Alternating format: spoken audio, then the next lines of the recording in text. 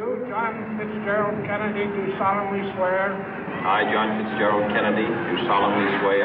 That you will faithfully execute the office of President of the United States. That I will faithfully execute the office of President of the United States. And will, to the best of your ability. And will, to the best of my ability. Preserve, protect, and defend the Constitution of the United States. Preserve, protect, and defend the Constitution of the United States. So help you God. So help me God.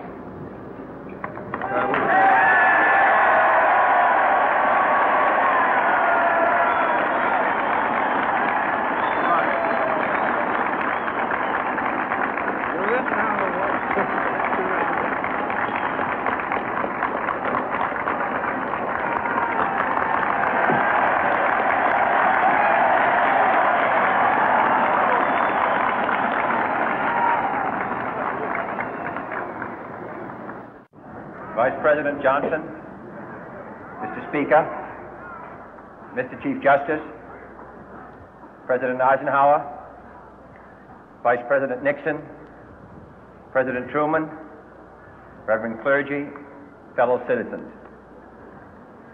We observe today not a victory of party, but a celebration of freedom, symbolizing an end as well as a beginning, signifying renewal as well as change. For I have sworn before you and Almighty God the same solemn oath our forebears prescribed nearly a century and 3/4 ago.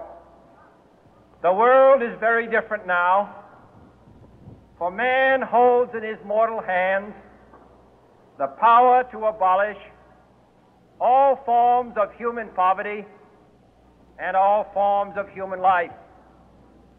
And yet the same revolutionary beliefs for which our forebears fought are still at issue around the globe. The belief that the rights of man come not from the generosity of the state, but from the hand of God. We dare not forget today that we are the heirs of that first revolution.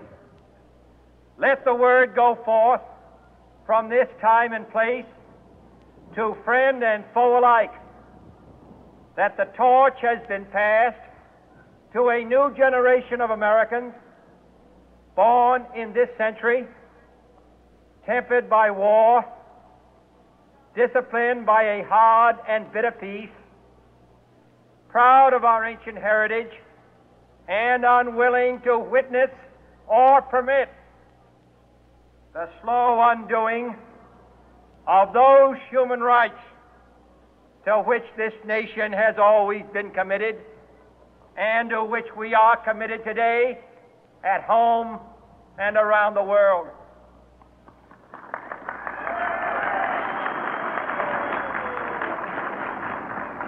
Let every nation know, whether it wishes us well or ill, that we shall pay any price, bear any burden, meet any hardship, support any friend, oppose any foe to assure the survival and the success of liberty.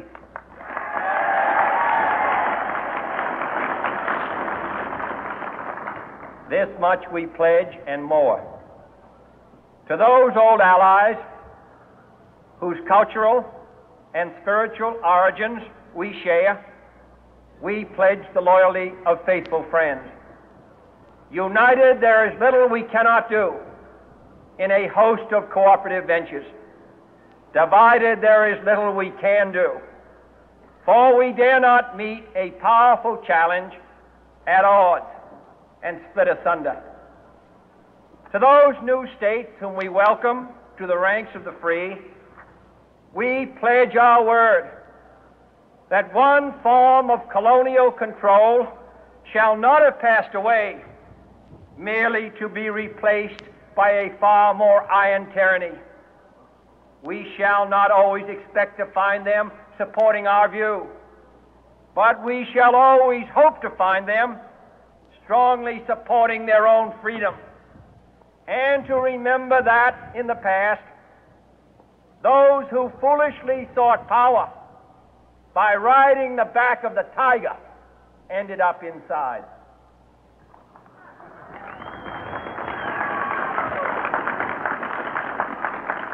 To those people in the huts and villages of half the globe struggling to break the bonds of mass misery, we pledge our best efforts to help them help themselves for whatever period is required, not because the communists may be doing it, not because we seek their votes, but because it is right. If a free society cannot help the many who are poor, it cannot save the few who are rich.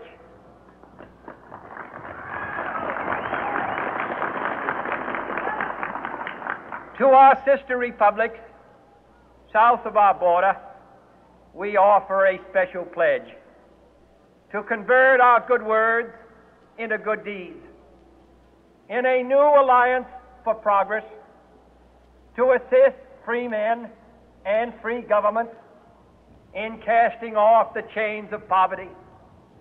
But this peaceful revolution of hope cannot become the prey of hostile powers.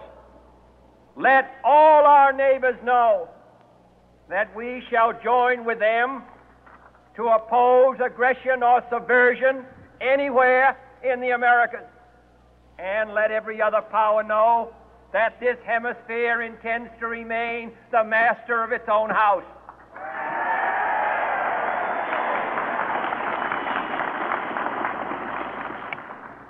To that world assembly of sovereign states, the United Nations, our last best hope, in an age where the instruments of war have far outpaced the instruments of peace, we renew our pledge of support to prevent it from becoming merely a forum for invective, to strengthen its shield of the new and the weak, and to enlarge the area in which its writ may run. Finally, to those nations who would make themselves our adversary, we offer not a pledge, but a request that both sides begin anew the quest for peace. Before the dark powers of destruction, unleashed by science, engulf all humanity in planned or accidental self-destruction, we dare not tempt them with weakness, for only when our arms are sufficient beyond doubt can we be certain beyond doubt that they will never be employed.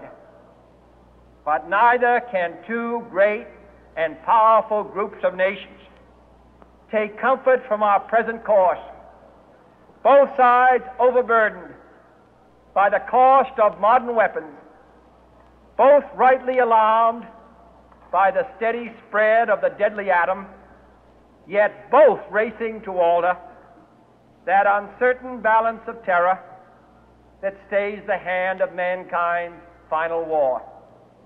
So let us begin anew, remembering on both sides that civility is not a sign of weakness, and sincerity is always subject to proof. Let us never negotiate out of fear, but let us never fear to negotiate.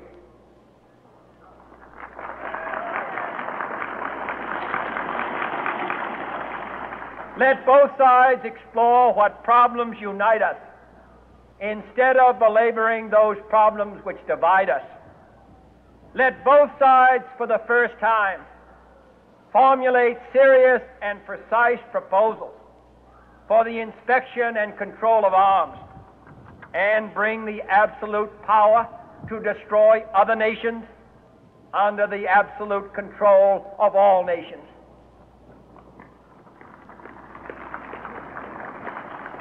Let both sides seek to invoke the wonders of science instead of its terrors.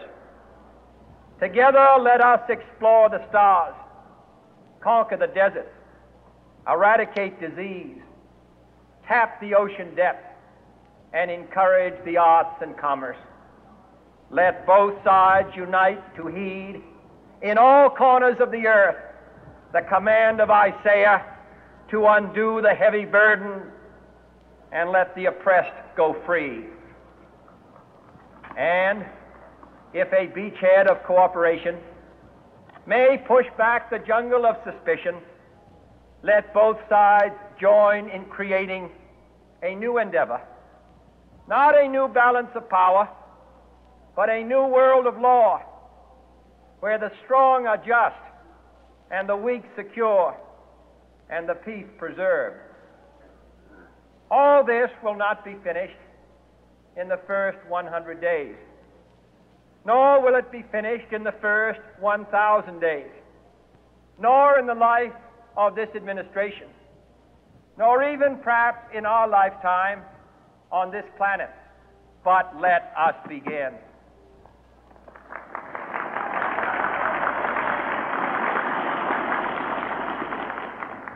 In your hands, my fellow citizens, more than mine, will rest the final success or failure of our course. Since this country was founded, each generation of Americans has been summoned to give testimony to its national loyalty. The graves of young Americans who answered the call to service surround the globe. Now the trumpet summons us again, not as a call to bear arms, though arms we need, not as a call to battle, though in battle we are, but a call to bear the burden of a long twilight struggle, year in and year out, rejoicing in hope, patient in tribulation, a struggle against the common enemies of man, tyranny, poverty, disease, and war itself. Can we forge against these enemies a grand and global alliance, north and south, east and west, that can assure a more fruitful life for all mankind? Will you join in that historic effort?